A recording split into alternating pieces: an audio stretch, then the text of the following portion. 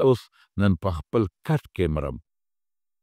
سا رانه په دا خپل کټ کې خیږي، میدان جنگ کې شهید نشم، مل نشم، په خپل کټ کې مړ شو. نو یو عالم لیکلی دی وی خالد ابن ولید اسې جاري وی رسول الله مبارک هغه ته د خدای توره ویلې ده. د خدای توره څوک ماتولی شي؟ دی ولې ګیله کوي چې زه مړ نشم په جنګ کې، چې حضور پاک وی چې اخذ الرعیة سیف من سیوف الله، جنډه د خدای په تورو کې یو تورې په لاس کې واخیسته، د خدای توره به څوک مات کوي؟ دې کې دې ته اشارت دی چې دی په میدان جنګ کې نه مري، دی به څوک وجني نه. نو شپه پرې راله، نو خالد ابن ولید دا جنگ کې حکمت عملي عجیبه شی دی. حکمت عملي داسې جوړه کړه چې کوم وروستنی فوج وای مخکې کړه او چې کوم مخکې فوج وی وروستو کړه، او څه فوج یې د یو غونډۍ د یو غر شاته کوي، تاسو هلته ودرېږئ چې تاسو میدان کې مه جنګېږئ، چې زه راته اعلان وکړم او جنګ شروع شي تاسو به راځئ. دې کې دا مقصد و چې یو خو دا مخکې خلک جنګېدلي دي، ستړي شوي دي، او دا وروستني چې دي دا دمه دي، نو دا ستړي به وروستو کړم، دمه به مخکې کړم. دیم حکمت پکې ده چې دا کافر به ویریږي، هغوی به وایي چې هلکه موږ سره چې اوسه پورې کوم جنګېدله خو نشته، دا خو نوي دي، معلومیږي دا لکه چې نوي خلک وله راغلی دی، په هغوی به روب پرېوځي. او د غونډۍ شاته چې څه دسته ودرولې وه چې موږ کله جنګ شروع کړو تاسو به چغې کوئ الله اکبر او راځئ به او چغې به کوئ چې راورسېدو دله. زمونږ ملګري دي خو دشمن به وایي ګرې نور وله راله، وبه یېرېږي. غټه خبره د دشمن روب دی چې په دشمن دی روب واچو دی مروب شو، دی به ټینګېدی نشي، تښتي به. چې سار سینګ جنګ شروع شو، د دشمن فوجو چې هغې وکتل، ملګرو ته یې لکه دې ته لکه چې تازه دم نور فوج راغلي، ځکه دا مخونه چې دا موږ ته اوس ښکاري دا خو دا درې څلور ورځې نه وو، دا لکه چې نه وي، دا خو د وروستني مخکې ته دی. او دې کې هغه د غونډۍ والا فوجو تورې چتې کړې او را روان دي، چغې وي الله اکبر الله اکبر، راورسېدل ملګري دله راورسېدل، دشمن وي راغلی نور هم وله رالل، موږ نه وي چې دوی د شپې کومک راغلی دی او دا د نور هم رالل، بس هغې سره خپې وښویېدلې، درېو لکو فوج ته شکست ملو شو، مسلمان میدان وګټه. استقامت دا مضبوط شی دی، په یو درېدل او ټینګېدل په ایمان دا ډېر کلک شی دی، دې ته وفا وایي. یو سړی د یو غر کې ناست و، د الله عبادت یې کوو، نیک سړی و، همیشه به یې د الله عبادت کوو. او پخوانو امتونو کې دا جایز هم و چې یو سړی یو غر کې ناست وي او د الله عبادت کوي، رحمانیت کوي. رب العالمین ورسره احسان وکړو، الله ورسره مدد وکړو او د ډوډۍ بندوبست یې وله وکړو. خیر روایاتو کې لږ اختلاف شته، واقعاتو کې هلته وله خدای د اوبو یو چینه پیدا کړه، د هغې نه اوبه څښلې، او یو مرغۍ به وله یو ډوډۍ راوړه او ده ته به یې غورځوله، ده به هغه اوبه څښلې، ډوډۍ به یې خوړه او د الله عبادت به یې کوو. څوک وایي چې یو زنانه الله مقرر کړې وه، ابه راته ډوډۍ به یې وله راوړه. یو ورځ هغه مرغۍ یا هغه زنانه رادله، بس دې چې مازدیګری شو ماښامي شو نو خېټې چینګار شروع کړل، وایي پاکه نن خو ما له ډوډۍ نه رسېده، دا به څه کړي وږې یم. نو د غر د سر نه راکوز شو، نو چې څنګه کوز نو یوه ډېره ښه ده، په مسافرو د خلکو زړه خفه کېږي، هغې ولې یو څو ټوکرې ډوډۍ ورکړه، چې ډوډۍ ورکړه او دې څنګه را روان کړو، د هغه د کوڅې سپی و هم د هغه مالک او ورپسې شو. چې ورپسې شو نو سپی چې قلاغی نو بس نوری ورته غورځوه، نو ده ورته یو نوری ور وغورځوله، چې ده دې به په نولی شو، ده به د خپې وباسمه، چې نولی ور وغورځو سپي هغه وخوړ، بیا ورپسې شو، ده بله نولی ور وغورځوله، نو چې سپي هغه وخوړه نو بیا ترې په منډه بیا ورپسې شو، نو ده بله ور وغورځوله چې ده سپي به په دې نولی چې زه به د خپې وباسم، هغه سپي به نولی والا او ده پسې به کېده، اخره کې یو نولی پاتې شو. دا سړی ته ډېر بې حیا سپی، ډېر بې حیا سپی، ظالمه، خو چې ستا مالک کومه ډوډۍ راکړې وه نو اجرانه ټوله واخېسته، یو نړۍ پاتې ښه نو بې حیا دې نړۍ ته خو مې پت ده که نه ده خو ما ستا د مالک نه غلا نه ده کړې، پخپله یې راکړې ده او د بل چا نه مې هم نه ده راغېښتې. دا قدکوسي د واله مې راواغېښتې چې د چا دروازې ته ته پروت وې. ډېر بې حیا یې. ناستې ورته وایي زه بې حیا یم که ته بې حیا یې؟ بې حیا خو ته یې. وایي زه د دې مالک سپی یم او د کور مخکې ناست یم او ما شري او بیا وله راځم نظم ته او 3 او 4 ورځې ډوډۍ رانه کي خو څوکۍ هم د ده کوم د بل چا نه کوم. 3 او 4 ورځې راباندې نارې تېرېږي خو دا در نه پرېږدم. دلته پروت یم او نن تا ته نوری ډوډۍ میلو نه شوه نو راکوز شوې او د چا کور له راکوز شوې ډوډۍ خدای در نه کړه او د خدای د دشمن د هندي د کور نه یې ډوډۍ واخېسته. نو اوس بې حیا ته یو که بې حیا اخیستې؟ ځان ټین که ځان کلک که مسلمانه، ځان کلک که خدای ته پروت یې نو خدای نه یې اوس غواړه. نو د خدای دشمن لرل هغه نه یو ته بې حیا که زه بې حیا. رښتیا خبره ده. موږ له خدای څه رانه کړل؟ رښتیا ووایه. دا ښکلې سترګې وګوره، دا ښایسته پوزه وګوره، دا ښکلې غوږونه وګوره، دا ښایسته اندامونه وګوره، د انسانیت وګوره، دا روغ صحت وګوره، بچي ته دې وګوره، مال ته دې وګوره، ځوانۍ ته دې وګوره او بیا د ټولو نه وروستو ایمان ته دې وګوره. څومره ښکلی ایمان خدای درکړ او څومره ښکلی پیغمبر او څومره ښکلی کتاب د قرآن په شکل کې خدای پاک موږ له راکړه. نو موږ خوشحاله یو چې کله بچی پیدا شي که نه او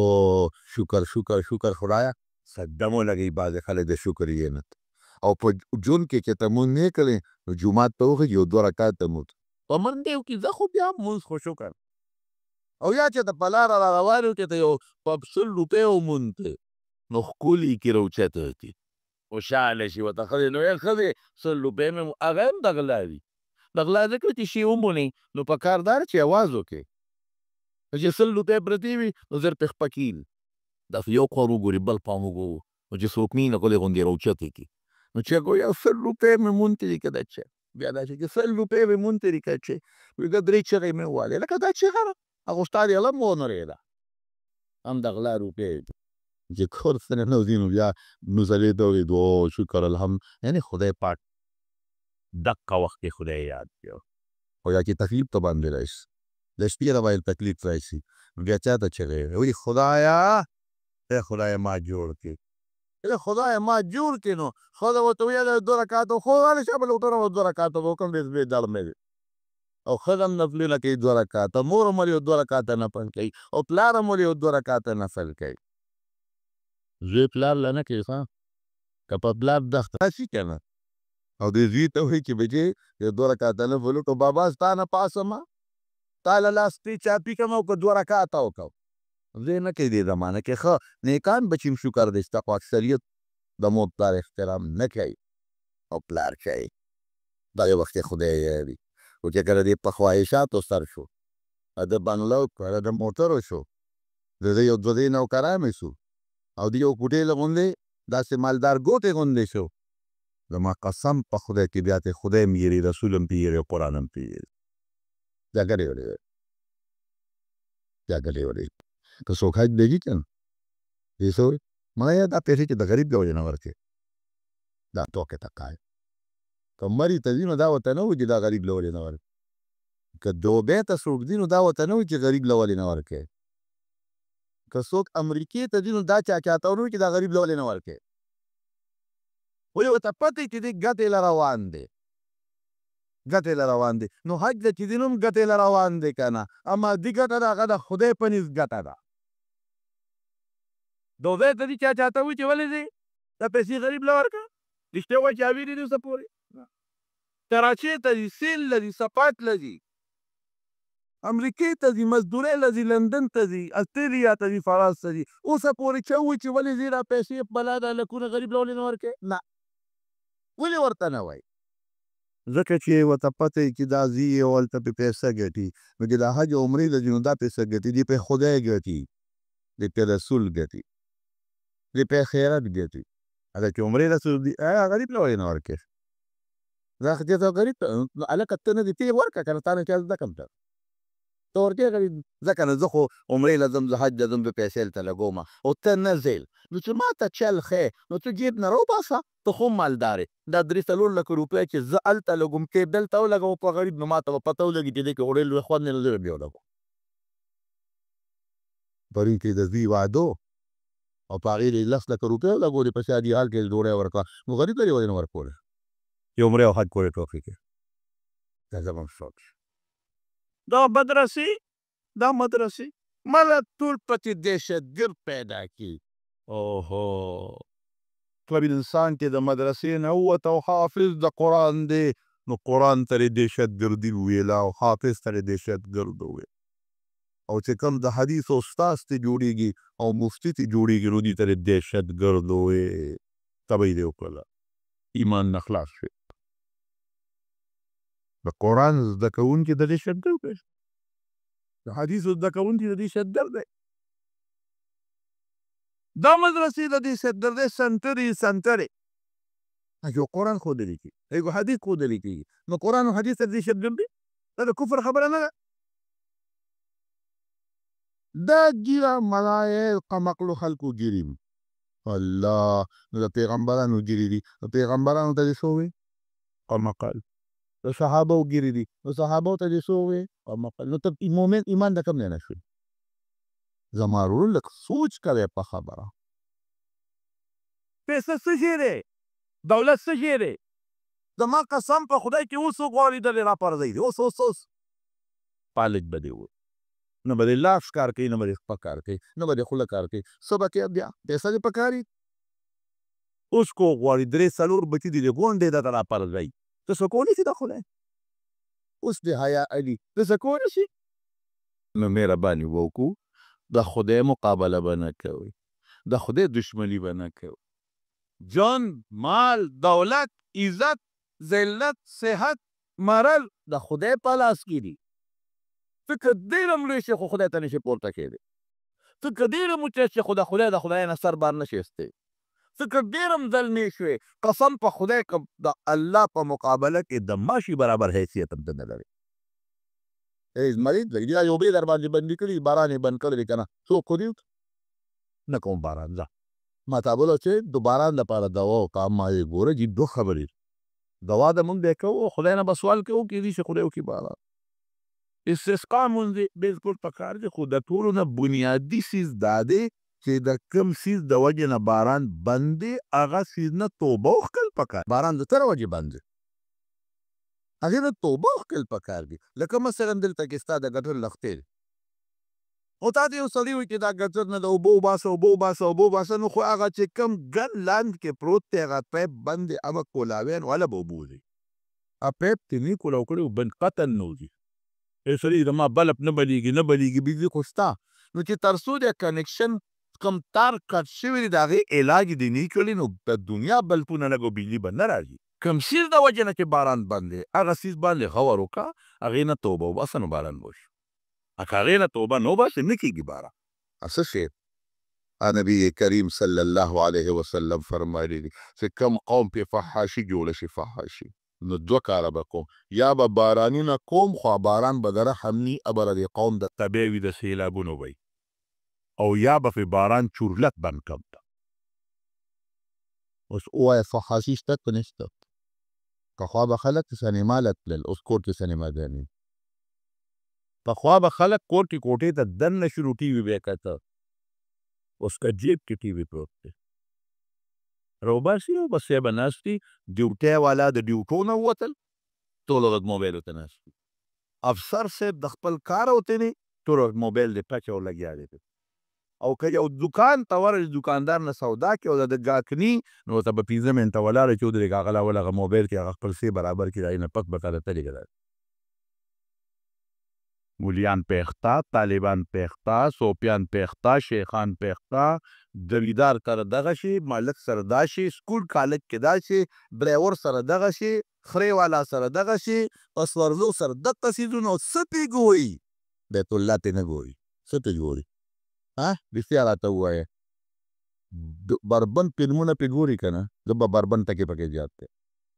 بربند ښځې پې ګوري او که نه ګوري نو چې قوم دونه د خدای نه باغي شو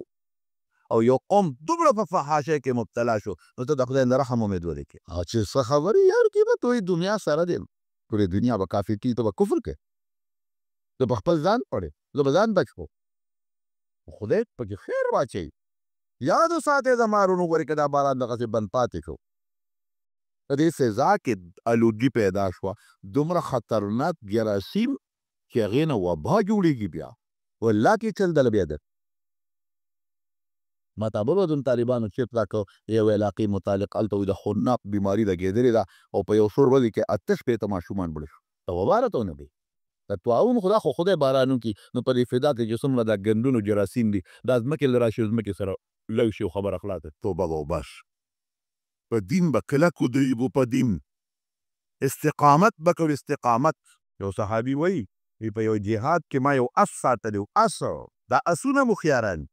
په دې میلو کې پخوا مو ماشومانو مونږ به تللې میلو ته نو هلته به میله کې هغه سړي اس ګډاو هغه اس به لګیا و ټوپونه به یې وال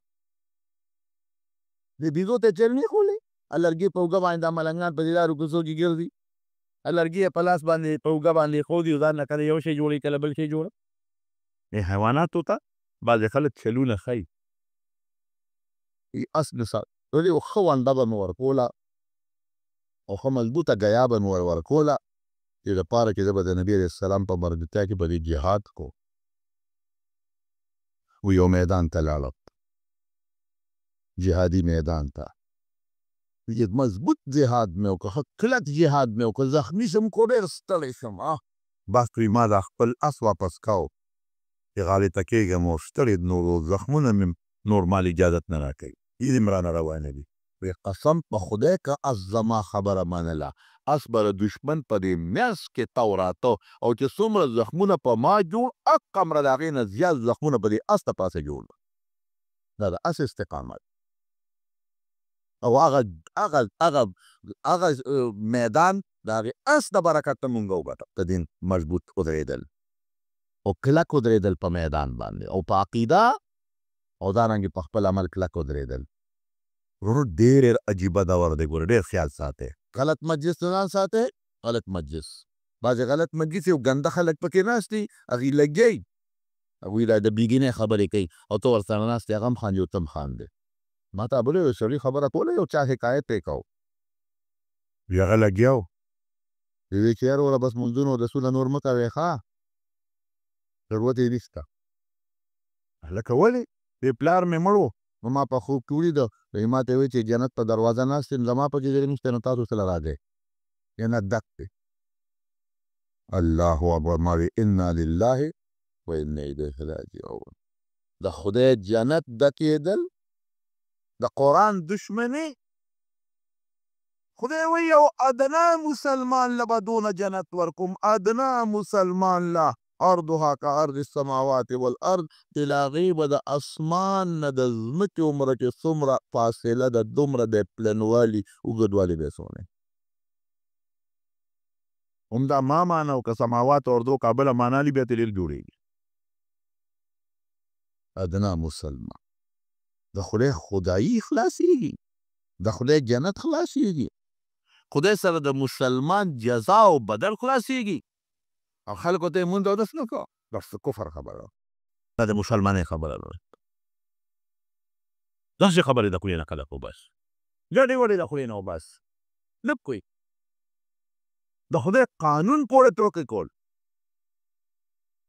د خدای نظام پورې ټوکې کول د الله د قرآن پورې ټوکې کول د الله پیغمبر پورې د هغه تعلیماتو پورې ټوکې کول هغې پورې خنداګانې کول او دغه خصوص دا په دې ودونو مدونو کې چې دا خلک راغورځي که نه یو کس راولي هغه ورته ټوکو ټکالو خبرې کېدي ورته خاندي الله خدای نه بیا ګډې وډې وباسي یا ایها الذین آمنوا اتقوا الله حق تقاته ولا تموتن الا وانتم مسلمون ولې تر مرګه پورې په ایمان کلک اوسېږئ ډېر خلک یې ګیره پرېږدي بل ورځ یې خرېلي استقامت نشته ډېر خلک یې مونځ به شروع کړي بل ورځ یې مکمل چورلټ یې پرېږدي استقامت نشته ډېر خلک یې او هغوی به مدرسه کې داخله هم والي یو کال سبق وایي بل ورځ یې پرېږدي استقامت نشته ډېر خلک یې وظایف هم والي استقامت نشته بل ورځ یې پرېږدي نشم ویل نه دا به نه کې ځمکه چې وکرې نو ته هغه د فصل د رسېدو پورې ورسره خواری کوې که نه کې چې ته هم خو چا دا ونه کړ چې ته خو میو ته به بیا خیر وکړاس نه نه هغې له دې ګورم ورته کوي په نور کې هم ځي په شپې هم ځي اوبه خورله ګورماران هم ورته بوځي مانجې هم کوي څښابوټي هم ترې وباسي دارو درمل هم پرې اچوي او چې ښې وریبي او فصل کور ته راوړي او بوس او ټانټې سنبال کړي نو هله دمه کېږي په دنیا کې نه ستړی کېږي او په دین کې ستړی کېږي منځونه هم څه د منځونو پسې کړل نه وي پر ځان خلاصولو او خپل کاروبار له منډه واړي او اکثر ډېر خلک ګورې د مارونو داسې هم کوي چې ټول منځونه ماسخوتن په یو ځای کوي هلکه مونځ جامې هم پلیتې دي که ښځه یې څه چې جامې دې پلیتې دا خو د شرم خبره ده جامې خو د ښځو پلیتېږي د سړو خو نه پلیتېږي یاره جي بس زه ماښام به یې وکړم قضا به یې وکړم تا ته پته شته چې یو مونځ د قضا که څومره ګناه ده چې مونځ دې وکړه خو د خپل وخت نه وروسته دې وکړه او قضا دې وکړه نو حدیث کې راځي یو اوږد حدیث دی خو زه به درته مختصر مفهوم ویم نو رب العالمین به دله 80 کاله یو غوټه په دق کې درکړي ایمان نیک عمل او د پیغمبر مبارک سنت دا به کلک نیسو او کوشش به کوو چې دا مونږ ځان سره جنت ته بوځو مونږ یې ځان سره جنت ته بوځو او دور ګډوډ دی هغه خلک چې کوم خراب خلک دی هغه خلک چې هغه د دین د مسخرو والا خلک دی د هغې د مجلس نه ځان ساته که ستا نږدې دوست ولې هم نه دی ډېرې خفه شي ده سره یې ستا تعلق هم ختم شي په چې خدای خفه نه شي نبی کریم صلی الله علیه وسلم مبارک حدیث دی چې اوه کسان به د قیامت پر ورځ د الله د عرش د سوري لاندې وي اوه کسان هغه سخت ورځ چې په کومه ورځ به پښتانه وي نور نیزه شي او ګرمي به زیاته او یوم یفر المرء من اخیه و امه و صاحبته و بنیه چې د پلار او ورور او مور او ښځې نه به یو بل تپکي به یې به د الله د عرش د سوري لاندې به یخه هواګانې به لګي دا مرتبه به خدای ورکوي څوک دی هغه دوه کسان تحابا فی الله چې د خدای د رضا دپاره یو بل سره مینه د دنیا دپاره نه د خدای دپاره من احب لله و ابغض لله فقد استقبل ایمان امام بخاري دا په ترجمه الباب کې راوړی چې چا د الله دپاره یو بل سره مینه وکړه او د الله دپاره یو بل سره بغض وکړو د ایمان مضبوط شو کامل شو د الله دپاره مینه کوي خدای دپاره هغې کې به دویمه نه راځي بیا او د دنیا دپاره مه کوي د دنیا په لالچ او که لالچ و مینه به کوي او که لالچ ته مینه به ني او که یو ملګري د دنیا دپاره ته ورسره مینه کوې او دې د خدای او د رسول دشمن دی او دې ګډې وړې وایي بس تعلق ورسره پرېږده په دې د خدای نه نیسي په دې د خدای خوشحالېږي تعلق پرېږده ختم بعضې خلک مونږ نه تپوس کوي چې څوک ورسره زما دوست دی خو داسې ګډې وړې خبرې کوي بس تعلق پرېږده ختم دوست د خدای لپاره نیسه تعلق پرېږده ډېرې خفه کېږي خفه دې شي خو چې خدای خفه نه شي نو کښېنه ورسره که اصلاح کولی شي ورسره دې دپاره تعلق ساتي چې زه اصلاح وکړم زه ورته د دین خبرې وکړم او لږ یې خدای ته راواړم دین ته راتللی بیا ښه خبره ده خو که تا ګډوډه یې بیا دې ساته ځان بعضې به ته ټیک کړي بعضې به تا خراب کړي نو د مارونو زما د خبرې مقصد تو چې مونږ په دې خپل ایمان باندې او په دې خپل دین او په دې خپل شریعت باندې تر مرګه پورې ځان پابند وساتو ولې اخري حدیث درته وویل په ترمذي شریف کې راځي نبی کریم صلی الله علیه وسلم فرمایي وایي ډېر کله ته د یو انسان او د جنت په منځ کې یو لیش فاصله داسې کار پرې وشي چې د جنت په ځای دوزخ ته پرېوځي او ډېر کله ته د یو انسان او د دوزخ په منځ کې یو لیش فاصله داسې کار پرې وشي چې د دوزخ په ځای د جنت ته لاړ شي نو هسې نه زموږ د فاصلې څه پته لګي یو څونه عمر دی نو هسې نه چې داسې کار رانه اخر وخت کې وشي چې د همیشه دوزخ هم ځای مه شي برباد نه شي ګورئ که داسې خبره د خولې نه ووته چې ته پې کافر شوې نو همیشه لپاره یې دوزخ دی شو بیا یو ورځې سودا نه نه 2 ورځو نه 3 ورځو سودا را نو الله دې په ایمان باندې مستقیم و مستحکم وساتي دعا وکړئ رب العالمینه زموږ ایمان مضبوط کړي زموږ ایمان کلک کړي الله تا په مونږ ډېر ډېر فضل او کرم کړی چې مونږ د ایمان راکړی د ایمان نعمت دې راکړی روغ صحت دراز عمر او خدای بچي او هر قسمه نعمتونه دې راکړي دي خدایه مونږ د دې نعمتونو د شکر